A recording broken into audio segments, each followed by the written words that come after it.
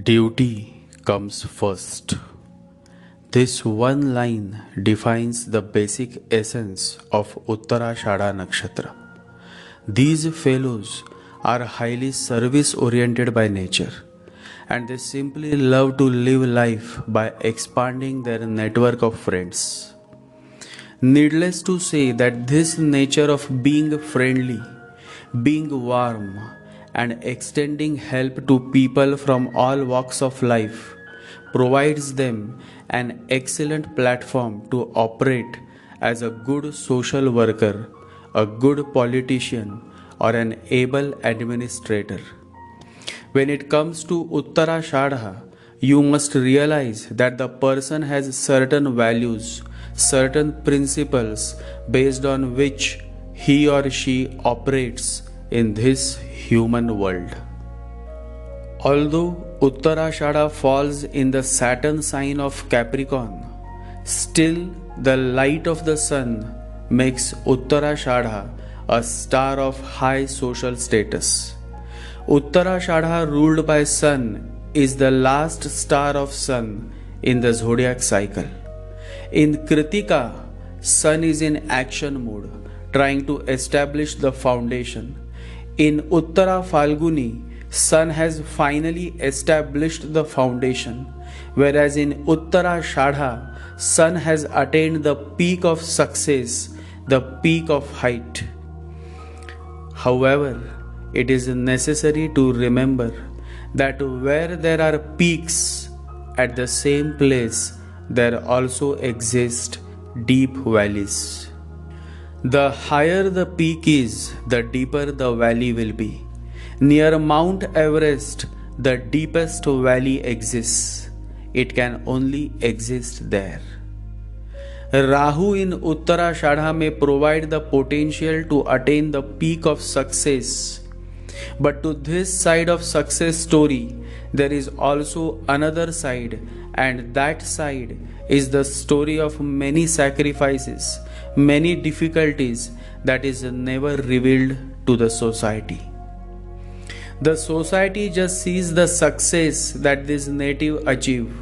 However, they do not see the many struggles, sacrifices, and difficulties that these natives had to go through to attain the peak of success in their career. People see only the success, the part that you see above the water. People don't see what you have to pay for getting to that point of success.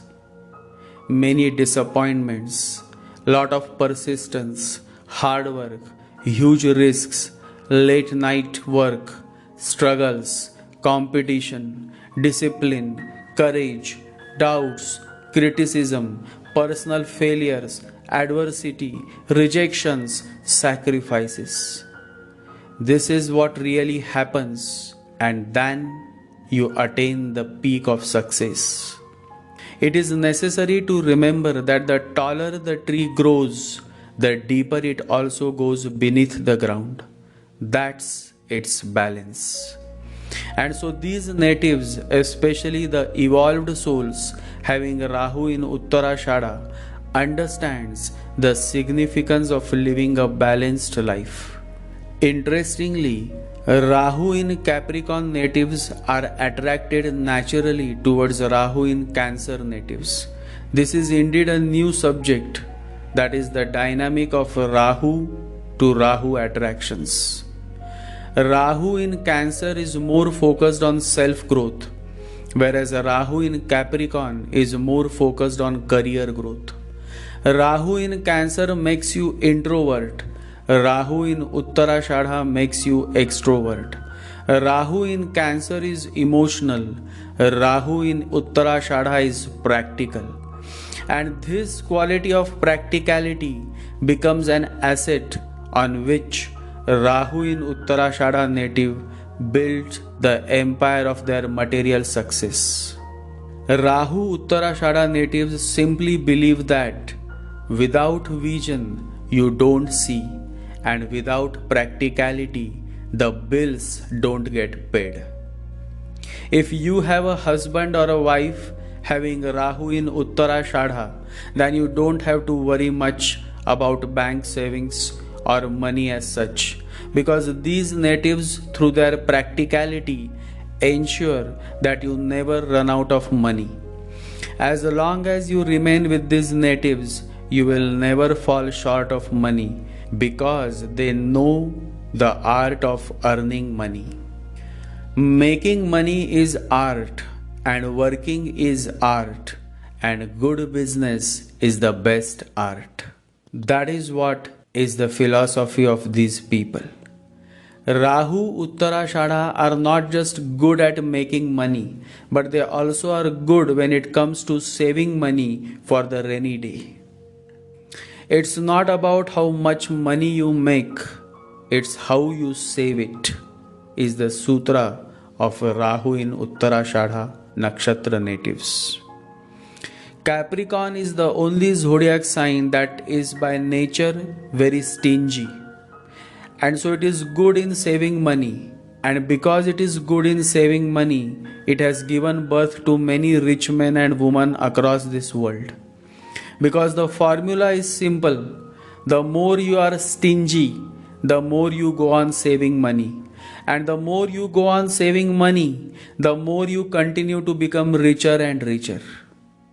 Rahu in Capricorn simply exaggerates the nature of saving, which is not a bad quality, but anything done too much becomes an obsession, and obsession leads to miseries. Sun and Capricorn both are highly ambitious by nature. And so natives having Rahu in Uttarashadha does extremely well in their career simply because they are good in dealing with people. They understand the dynamics of establishing and maintaining relationships, and as mentioned in the very beginning of this sharing, that these natives are good in social networking, and all of these good qualities gives them a lead in their political career if they are politicians. And indeed, natives having Rahu in Uttarashadha does extremely well in the field of politics. Reminds me of the late President of India, Sri Pranab Mukherjee.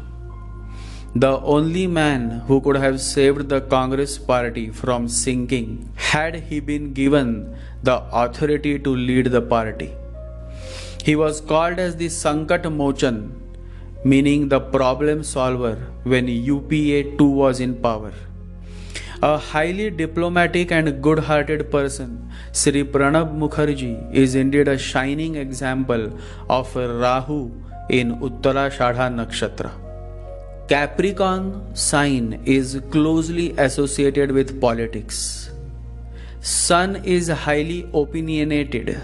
Sun has its own ideology, and Rahu is indeed a born politician. And so Rahu in Uttarashadha does provide a very strong political inclination, which if receives good support from other planets in the chart, then the person can rise high in his or her political career.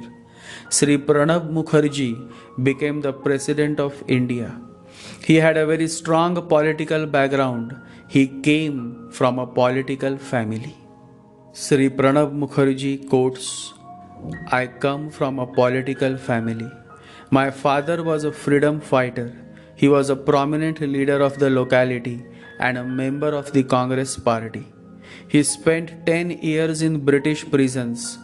In the evening, in our living room, the only subject we used to discuss was politics. So politics was not unfamiliar to me." In this picture, you can see PM Modi with Pranab Mukherjee. Prime Minister Narendra Modi describes President Pranab Mukherjee as a university in himself.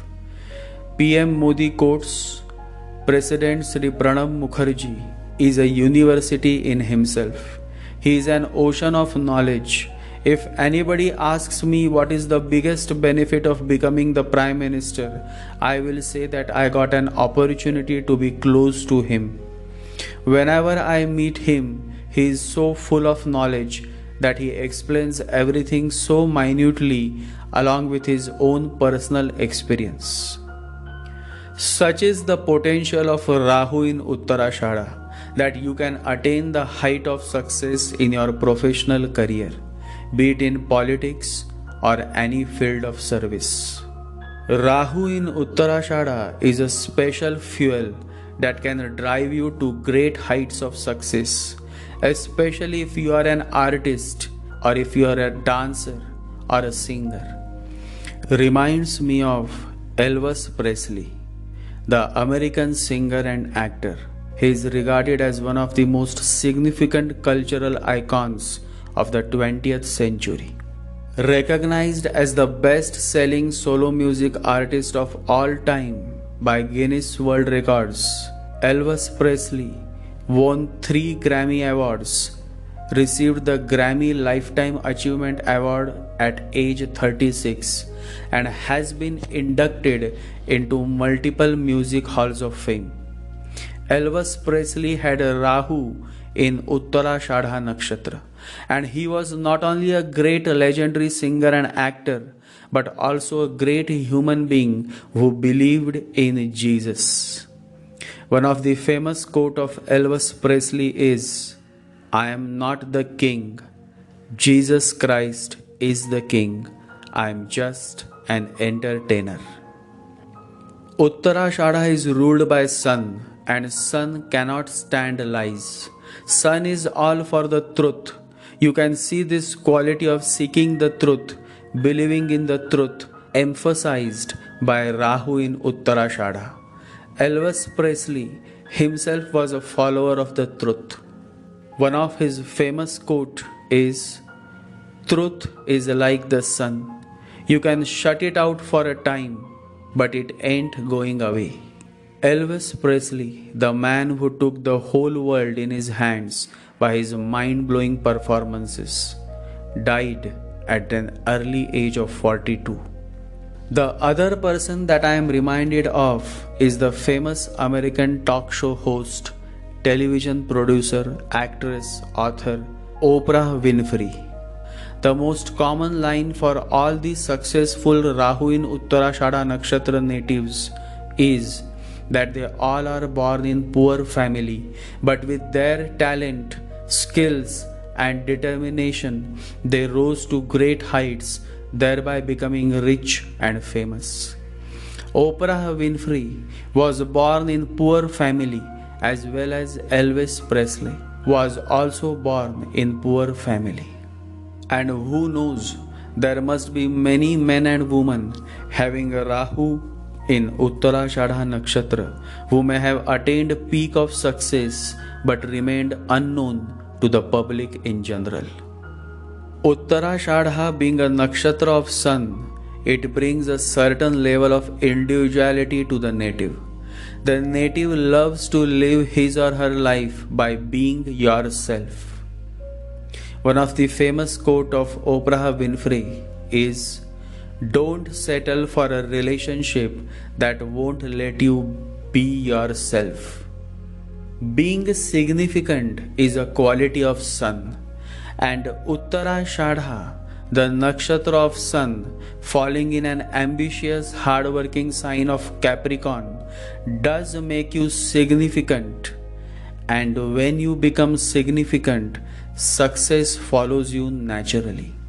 Always remember, don't worry about being successful, but work toward being significant, and the success will naturally follow. It is difficult to demotivate or discourage a native having Rahu in Uttarashadha Nakshatra, simply because he or she is focused on not what people say about them, but what they know about themselves. One of the most famous quote of Oprah Winfrey is, "Don't get confused with what people say you are, with who you know you are." The qualities of Sun, Uttarashadha, and the foundation of Saturn, that is Capricorn, is very cleverly utilized by Mr. Rahu. The other word for Rahu is clever. Being clever can help you attain success in material world, but that's all. The other world, the unseen world, the spiritual world is accessible only when you stop being clever and start becoming wise. Yesterday I was clever, so I wanted to change the world. Today I am wise, so I am changing myself, says Rumi, one of the greatest Sufi saints. In this material world, people would always want you to be clever. Otherwise, they will call you an idiot. Reminds me of a beautiful story. There was a young man, and his name was Bhola. And he was just like his name. Bhola means innocent. His sweet smile, his beautiful eyes, his innocence. God loved this man, Bhola. And when Bhola used to pray, his prayer was also very simple.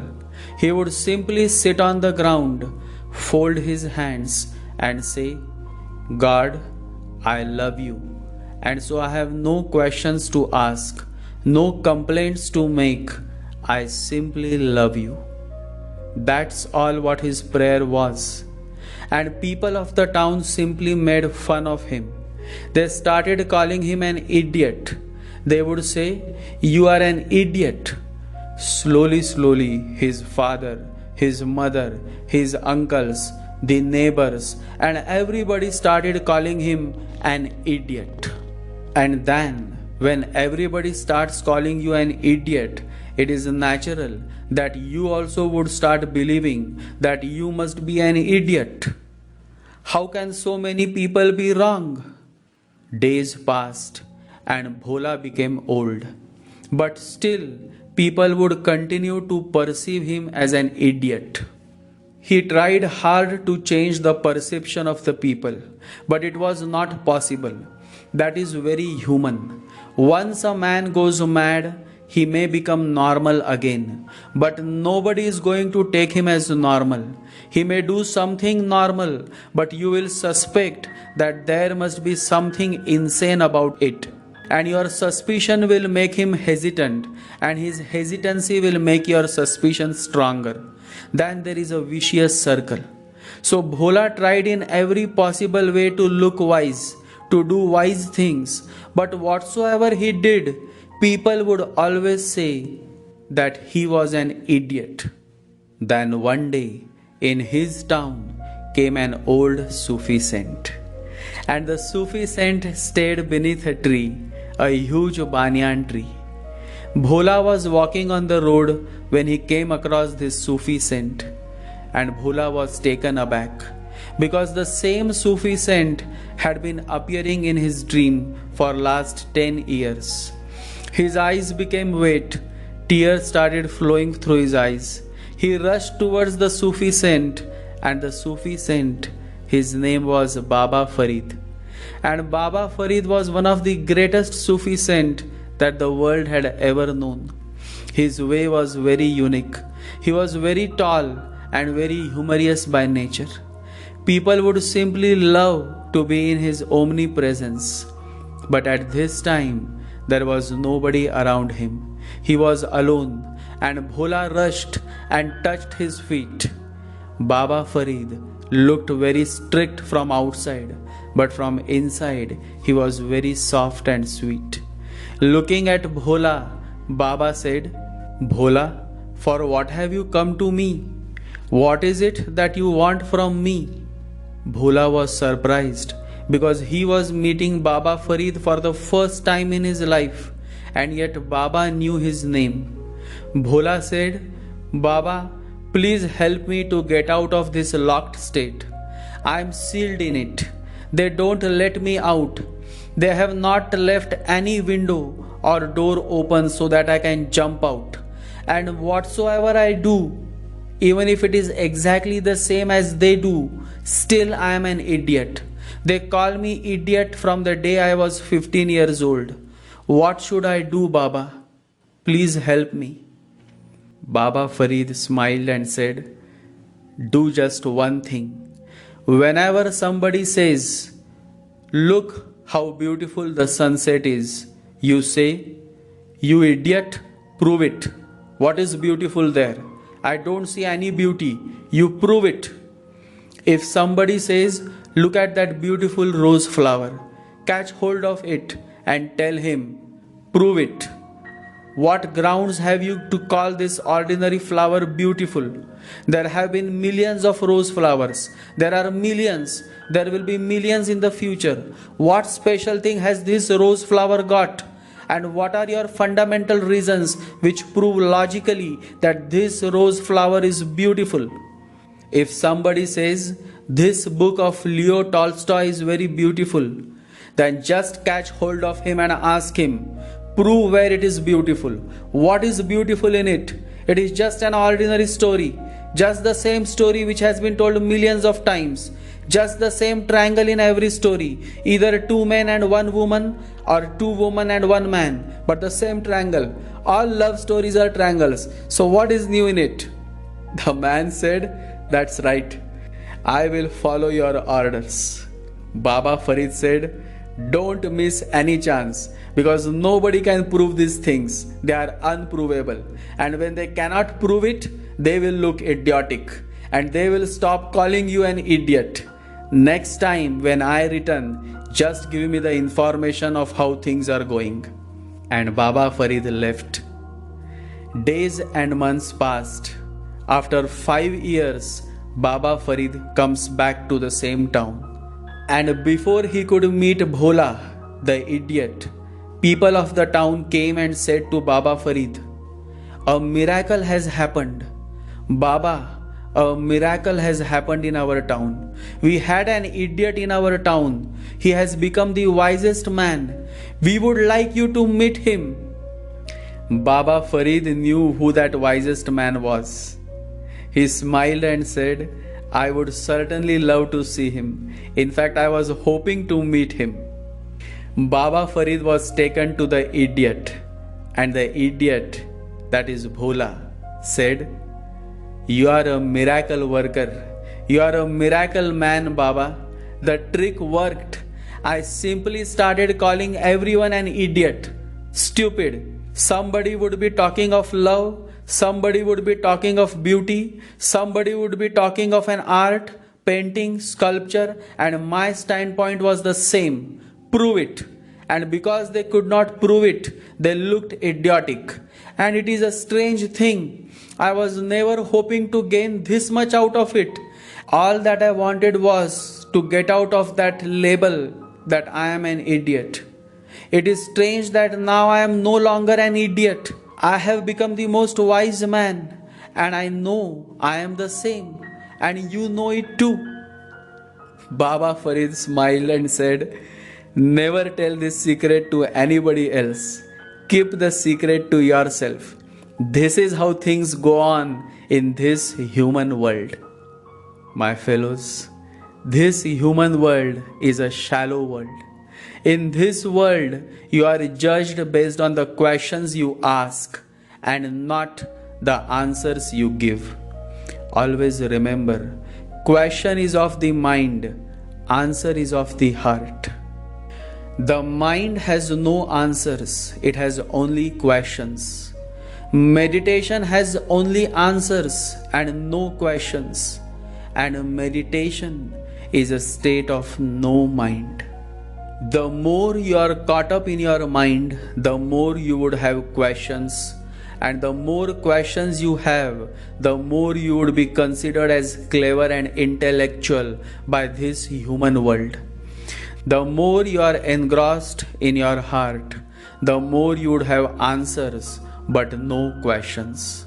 And a man who has no questions is labeled by this shallow human world as an idiot. That is why Baba Farid advised Bhola to start asking questions. And then when he started asking questions, suddenly he became the most clever man of the town, the most wise man of the town. Strange is this human world, and strange are its ways. Rahu in Uttarashadha, however, is a perfect placement that signifies that the person is clever by birth. Being clever is not bad, but being wise is much better than being clever. A wise person would simply never get in a situational problem by avoiding it completely, while a clever person may get in a difficult situation which he would have to resolve by being clever. A clever person solves a problem, a wise person avoids it, says Albert Einstein. Overall, for practical life, for living in a material world, this Rahu in Uttarashadha is a perfect placement because it provides you with all the intellectualism and cleverness you need to carve a way for yourself. However, for spiritual progress, natives having this placement should take special efforts by turning inwards, by meditating, by chanting the name of the Lord every day without fail. A child born with Rahu in Uttarashadha always makes his or her way and attains success in career, especially when Saturn and Sun is well placed in the birth chart. Rahu in Uttarashadha does well for natives born on Virgo ascendant, Gemini ascendant, Libra ascendant, Capricorn ascendant, Taurus ascendant, and Aquarius ascendant. However, this Rahu does exceptionally well for natives born on Scorpio ascendant, Leo ascendant, and Pisces ascendant. The very essence or meaning of Uttarashadha is attaining victory in life but at a later phase of life. And so people having Rahu in Uttarashadha usually attain success at a later stage of life. As you may have seen through the examples of Elvis Presley and Oprah Winfrey, or for instance the late President Pranab Mukherjee, they all attained great heights in their professional life but at a later stage. Their story is typically of a struggling man or woman who eventually attains success in life. Late fortune is a trademark of Uttarashadha Nakshatra. The deity of Uttarashadha Nakshatra is Varaha, the third incarnation or avatar of Lord Vishnu. For those who are based outside India, in simple words, if I have to explain, then Varaha is a wild boar. The deity of Uttarashadha is a divine wild boar called Varaha. One who worships Lord Varaha receives the blessings of Uttarashadha Nakshatra. In India, Varaha Jayanti is celebrated in the month of September. And what a beautiful coincidence that this month is also the month of September, as I am sharing insights on Uttarashadha, the nakshatra ruled by Lord Varaha. I humbly prostrate before Lord Varaha, the God of strength and vitality. May His blessings shower upon me and on all my followers. Rahu in Uttarashadha native should never marry a woman having Rahu in Ashlesha Nakshatra, simply because they are enemies of each other. Ashlesha is represented by a snake, whereas Uttarashadha is represented by a mongoose. And as you all know, snake and mongoose are bitter enemies of each other. So ideally, natives having Rahu in Ashlesha and Rahu in Uttarashadha should never associate with each other as married partners or business partners unless there is a compulsion.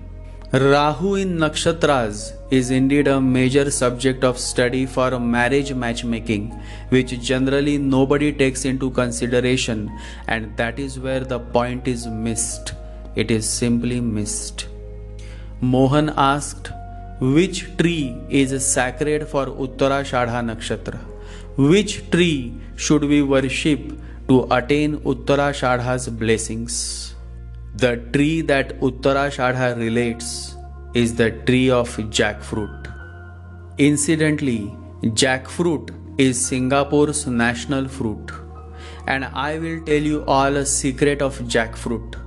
The secret of jackfruit is that whosoever plants this wonderful tree of heavens always prospers in life.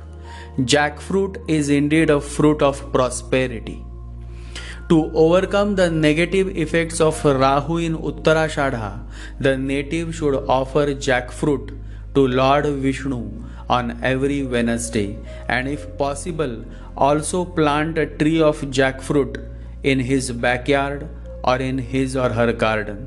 Reciting the holy mantra of Lord Vishnu, Om Vishnave Namaha, Om Vishnave Namaha, Om Vishnave Namaha, 108 times every morning and evening for minimum 20 minutes using a Spatik Japamala is also very helpful in overcoming the too ambitious nature of Uttarashadha Rahu. Always remember, ambition appears as good, but in reality, this ambition is poison that goes on killing you every day, and the best part is you never come to know until you die, until you take your last breath. Ambition is the greatest poison there is. It brings all the other poisons: greed, violence, competitiveness, struggle, a constant state of war with everybody else. It does not allow you any space for love to grow, and your real being flowers only with love.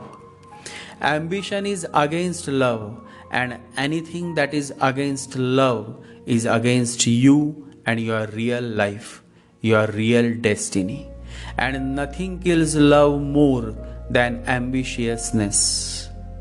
The wheel of life goes round and round on the axle of ambition, that is hell. It is this fever of ambition that poisons life. Among the most serious diseases and mental troubles that man has known, there is no greater disease than ambition. Because a mind which is disturbed by the wind of ambition is not destined to have peace, music, and bliss. Such a person is not at home in himself, and peace, music, and bliss are the outcome of being at home in oneself. In practical life, it is not bad to dream of attaining something, but you should know when to stop and where to stop. And if you are not able to do so, then you become Alexander the Great, who died in utter disappointment. The last words of Alexander the Great, who spent his whole life in conquering the whole world but failed, his last words were, "All is vanity." And for this vanity he spent his whole life. What a tragedy. The last moment of Alexander's life is worth mentioning. It is said that the sun was setting. Alexander was dying. He was dying in his golden palace. He had the most beautiful palace that anybody has ever had before or since. He had all the power that a man can have, and all the riches, and all the beautiful women. He had all the great physicians of the world to take care of him, and he was not very old, but he was dying. And the physician said, "Now we are helpless." He wanted to be alive at least 24 hours more, just 24 hours, because he wanted to see his mother. He had promised his mother that he would come back. He had to go and conquer the world. But when he was leaving, he promised his mother that he would come back. And the distance was very little, but at least 24 hours were needed to reach there and for the mother to be brought to him. and he only wanted to live for 24 hours more. With all the wealth of the world and all the power of the world, but the physician said, "It is impossible. You cannot live for even 24 minutes. Life is disappearing, slipping away. We are sorry, but we cannot do anything." Lying on a golden couch, studded with valuable diamonds, how helpless Alexander must have felt. He was just asking for 24 hours, not much. Not much, at least for an Alexander. He was not a beggar. 24 hours for a man like Alexander was not too much, but even that was not possible. And when the last flicker of life was disappearing, he opened his eyes, looked at his gold palace, his generals standing around him, his immensely costly couch on which he was dying, a poor man, a beggar. And he laughed at the whole ridiculousness of it, and he wanted only 24 hours. These were his last words. He said, "All is vanity," closed his eyes and died. All is vanity. And he struggled his whole life for this vanity. He died a poor man, empty, exhausted, utterly disillusioned. Let this not happen with you. Wake up before it is too late. Alexander wanted only 24 hours, but even that was denied. You all have time. Time to introspect. Time to turn inwards. Time to attain the real growth. Real growth is the growth within. Real growth is based on how many years you have spent in realizing yourself. How many years you have spent in taking the necessary efforts to move beyond the mind by chanting, by meditating every day. The answer that you write for these questions will decide your future course of birth and rebirth. Always remember, there is no such thing as moksha or liberation after death.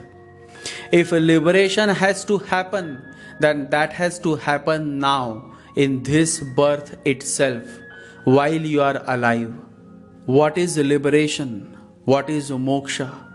Liberation or moksha is the state of no mind. Buddha is the state of no mind. Take efforts to move beyond mind. Always remember, if at all you want to progress on your spiritual path, then this birth, this planet, this place is to do it.